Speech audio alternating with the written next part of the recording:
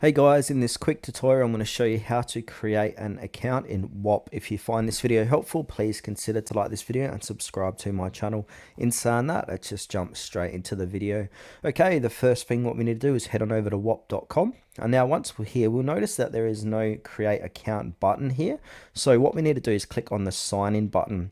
Now, from here, we can go ahead and create our account this way. So below where it says email, where it says sign in, we can go ahead and sign in and create an account with either Discord, your Google account, or Apple. So for this demonstration, I'm going to choose my Google account.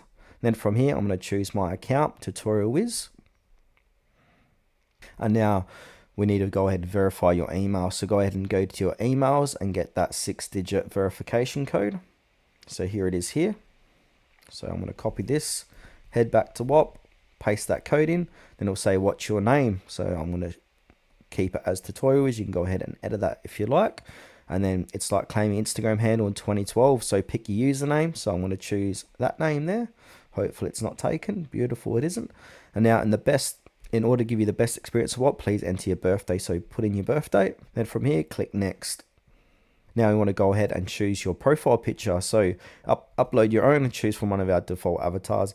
So you can upload your own image or pick a avatar. So I'm just going to choose that one there and click save. And then from here we're going to have to, or we can go ahead and create our first Whop. So people use Whop to process payments, host their products, and build store pages. So from here, click on create my Whop. Then from here, we're going to go ahead and name your Whop. So this is the name of your social business. Don't worry, you can change this later. So go ahead and name your Whop. Then once you've done that, click continue. And now I'm going to choose your Whop link. This is a link you send to your customers. I'm going to continue on that. All right, now once you've done that, it's going to say welcome to Whop, and you're going to have this video. I suggest watching that video after watching mine. And that's how to successfully create an account inside Whop.